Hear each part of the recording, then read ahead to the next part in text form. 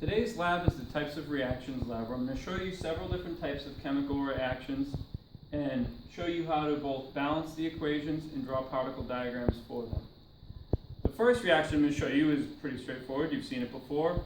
The lighting of methane, or natural gas, in our Bunsen burner. In that reaction, you have CH4, methane, reacting with oxygen to produce carbon dioxide and water. First, I'm going to demonstrate how to balance this using an atom inventory, which basically keeps track and makes sure that no atoms are created or destroyed, demonstrating the law of conservation of matter. So, if you're looking at this, you have one carbon on the left side of the equation and one carbon in the carbon dioxide on the right. So that means that you have no issues there. Looking at the hydrogen, however, you see that you have 4 atoms of hydrogen on the left and only 2 on the right.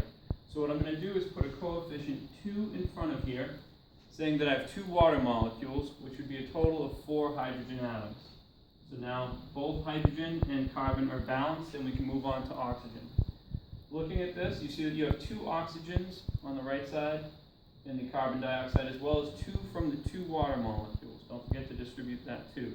So that's a total of 4 oxygen atoms on the right side of the equation, so I need to put a 2 here to balance out the oxygen in this reaction.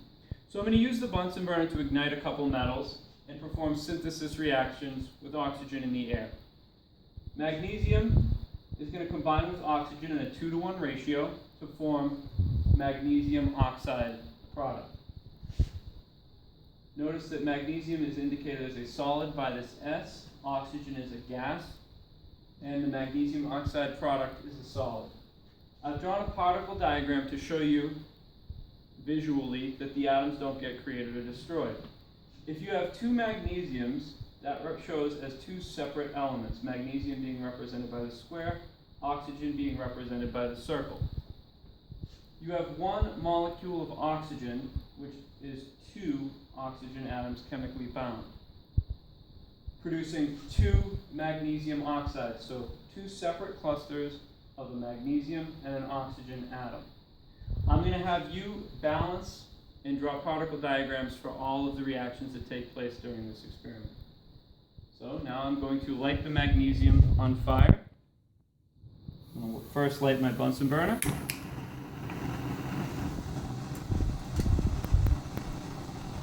And I'm going to place it at the tip of the inner blue cone, which is the hottest part of the flame. And I'm not going to look directly at it, as it's very bright. If you look now, you can see that it does not look like a shiny metal anymore. It looks like a white powder. Now I'm going to react the iron and the steel wool in the flame with the oxygen present in the air in the same fashion. And if you look closely at this, you can see that it is completely discolored on the rest of it from where I was holding it with the crucible on.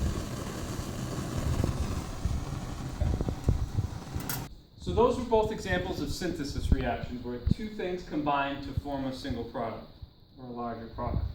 The next type of reaction I'm going to show you is called a decomposition reaction. A decomposition reaction is the exact opposite of a synthesis reaction, where one thing will break apart into its components. The first one I'm going to show you is copper carbonate, which when heated is going to go from a nice turquoise solid and convert into a black solid and produce carbon dioxide gas.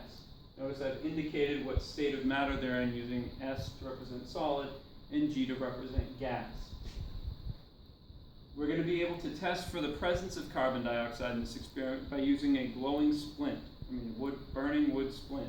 We're going to let it on fire, and when we place it in the test tube containing a high amount of carbon dioxide, it should extinguish the flame, showing that that was generated. The second decomposition reaction we're going to do involves hydrogen peroxide. Hydrogen peroxide decomposes on its own, but over a long course of time. In this reaction, we're going to use manganese 4 oxide as a catalyst. Now, we write it over the arrow because it's not consumed or it's not produced. So it wouldn't be considered a reactant or a product, but it facilitates the reaction and makes it move along a lot faster. The products in this reaction are going to be water and oxygen gas. I can test for the oxygen gas using the wooden splint that just got extinguished and placing it in the oxygen-rich environment, which should cause it to ignite. All right, I'm going to move back over here. First, I'm going to heat the copper carbonate. This is going to take a couple minutes.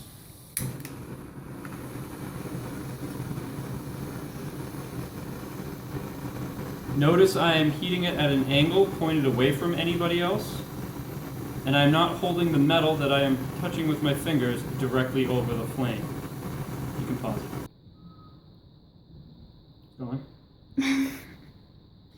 Now I've completed decomposing the copper carbonate into carbon dioxide and copper oxide. In the second test tube, I have placed the manganese 4 oxide in, and now I'm going to add hydrogen peroxide to that. And you can see that it's starting to decompose right away. It's producing the oxygen gas, which I'm going to place the aluminum foil on top of this to trap it in. This reaction is going to take a minute or so to build up enough oxygen to do its job, so I'll be right back. Now, to demonstrate that I've produced carbon dioxide in the first test tube with the decomposition of copper carbonate, I'm going to take this burning splint and I'm going to insert it. And you can see that the fire immediately gets extinguished. Now I'm going to place it in the next test tube, which has produced oxygen gas, to show that it's going to reignite the wooden splint. Okay. Now I'm going to show a couple examples of replacement reactions. They're also known as displacement reactions. One thing will come in and take the place of another in a single replacement reaction. So I'm going to show you zinc reacting with hydrochloric acid to produce hydrogen gas and zinc chloride. Again, these equations aren't balanced. That's why you see a different amount of some of the elements on each side of the reaction. That's your job, as well as drawing a particle diagram. But the zinc comes in and takes the place of hydrogen. At first, zinc's by itself, so it replaces the element hydrogen to form zinc chloride. This is a single replacement reaction. Another single replacement reaction we're going to do involves copper sulfate in aqueous solution, demonstrated by the AQ right here, which just means dissolved in water.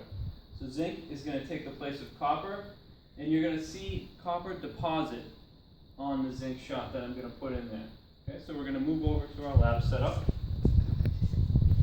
and I'm going to add some mossy zinc to my hydrochloric acid. This is going to produce hydrogen gas, which is highly flammable, so I'm going to collect that and then ignite it to show proof that I have made that. This reaction will take a few minutes to go. You can see it's starting to bubble right now. I'm going to let that build up in the test tube. And I'm also going to add some zinc to the copper sulfate solution.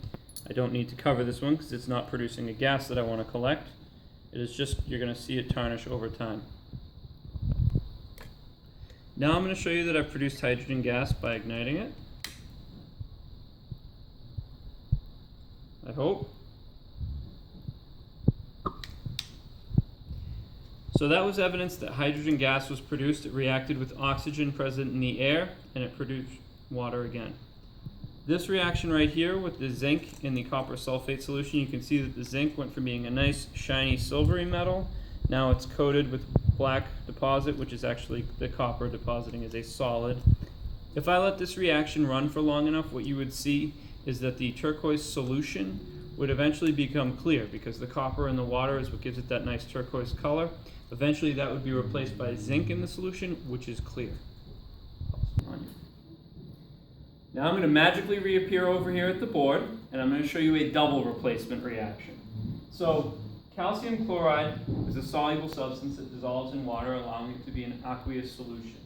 Sodium carbonate is as well.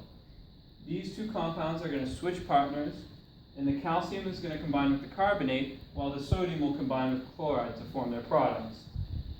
Sodium chloride is obviously soluble. The ocean is salt water.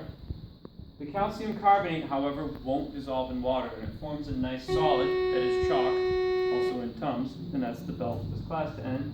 So I'm going to demonstrate that. Coming back over to the lab setup, I have set up sodium carbonate in here. I'm going to add to it calcium chloride, and you will see that it becomes a nice cloudy substance which I could collect by filtration and have calcium carbonate.